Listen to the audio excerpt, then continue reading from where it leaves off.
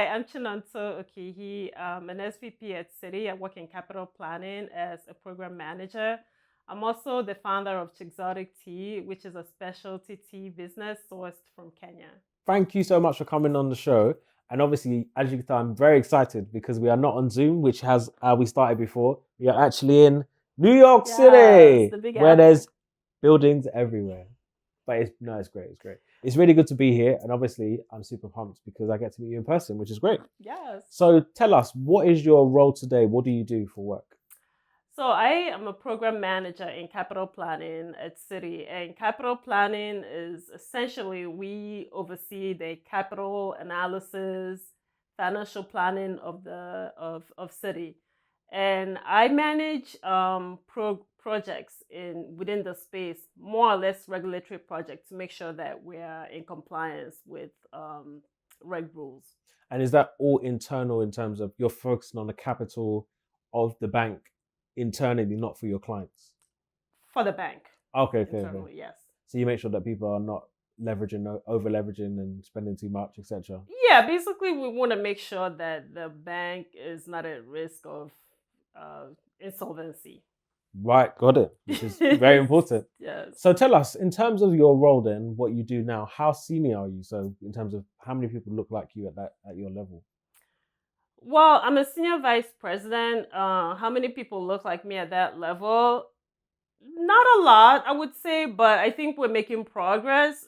So I do see quite a lot of people, but there could be more. I'm not sure. I mean, City is a big company, but within my space, I can speak for within like my team. There's obviously like more women. As far as Black women, there's not a lot of them. Yeah. Right, got it. Brilliant. So obviously you're super successful. You've got this fantastic tea business which you're going to talk about. But let's go right back to the beginning. Tell us, where did you grow up? Where did it all begin? I was born and raised in Nigeria. Cheers. Yes, Niger. I moved to the US when I was 13. Okay, so do you remember much about life in Nigeria in terms of education? How was you at school then? Oh yeah, I mean I was there till I was 13. So um I guess school was just regular. It wasn't I completed my um elementary school and part of secondary school. So I did well in school, I would say. And were you very sporty in those days, or was you very academic? Probably more academic than sporty. I didn't really play sports, but yeah, I was pretty academic.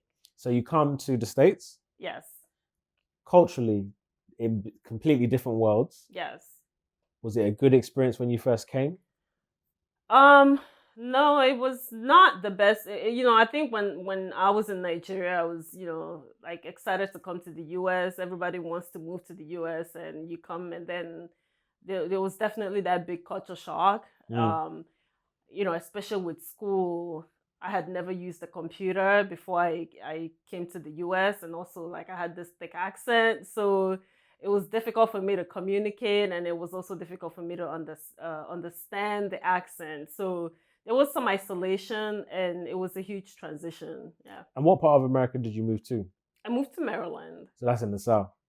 No, in the East. Where's Oh no, Maryland. It's that's like 4 hours horrible. away from New York. Oh yeah, because Maryland is near Washington. Yes.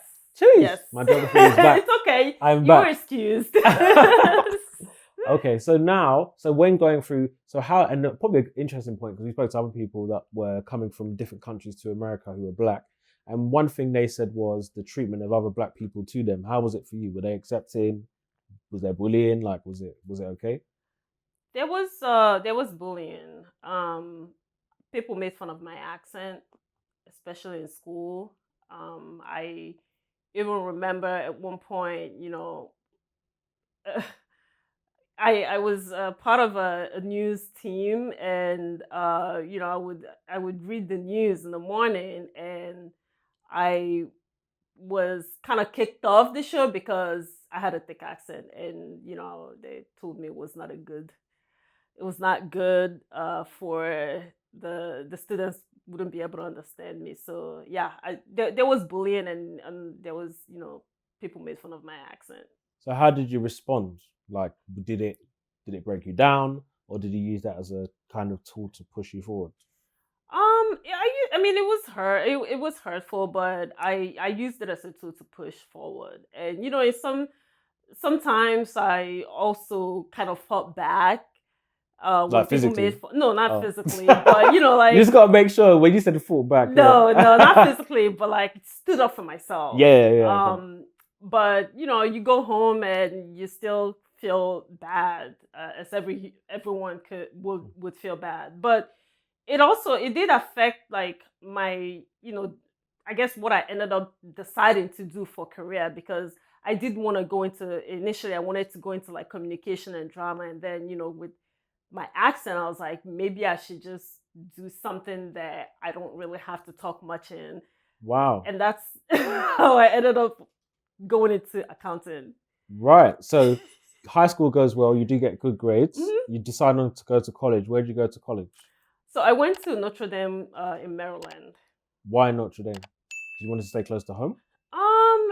It was it was it's a private school, and it's also it's smaller, and I felt like for me I wanted to be somewhere where I didn't feel like I would be lost in the crowd. So Right, right. it felt more like a community, and yeah, and at that point I'm still kind of not fully, even though it had been 4 years since I moved to the US, I Hmm. still wasn't comfortable just being thrown out there. And also, it's a pretty good school, so it was a good choice. And you choose to do accounting because of your lack of confidence in your communication. Yeah, I mean, that was definitely a huge part of it, because when I started with a communication major. Right. But I think also with speaking with my parents, I think ultimately, I think African parents also have that, they want their kids to be successful, and it's almost like there was some concern about how far that communication would take me, Hmm. just based on my background and my accent. So it was more of a safe bet to do accounting, and I majored in business, and accounting. I just went with accounting because accounting was, accounting or finance were That's, most likely to. that's where the money's at. Yeah, basically. But are Yes. you a math? Was you really strong with maths though? Are you like good with numbers? I mean, I was okay, but my dad is great with math. He's a math physics professor, Right, so right, right. but I think I was okay, and I did pretty well in accounting. I mean, my first job out of college, I got it through my accounting professor because I did so well in his class. So it was just really like, if I'm gonna do something, I no matter whether I like it or not, I just want to do it well. So Right. yeah. So hearing obviously your dad's a professor, was it at the time when you was actually studying, or was this later on in life that you became a professor? No, he's always been like, he's always taught in school. Yeah. And did that have a major impact in terms of your academic ability? Do you think?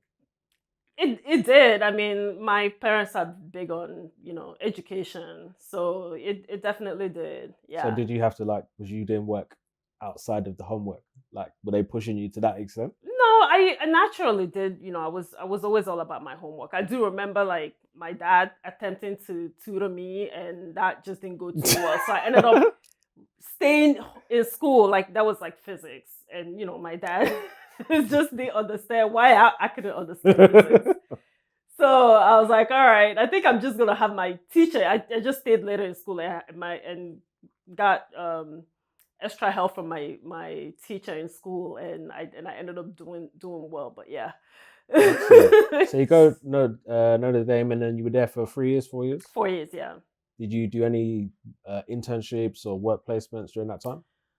No, I mean, while I was at actually in my last year, before I graduated, is when I got a job with when I got my first job. That was like my last semester. I did take winter courses because I switched major. Right. So I did take some winter and summer classes, and then the year that I graduated, my last semester, I didn't really have any classes, so I was able to start work at Morgan Oh, okay. Stanley. Yeah. Awesome. So we're gonna get into how you got your first job at Morgan Stanley because that's a big deal. The way you just said it, yeah, I just got my first job at Morgan Stanley, but we'll get there. Okay, cool. Forward thinking.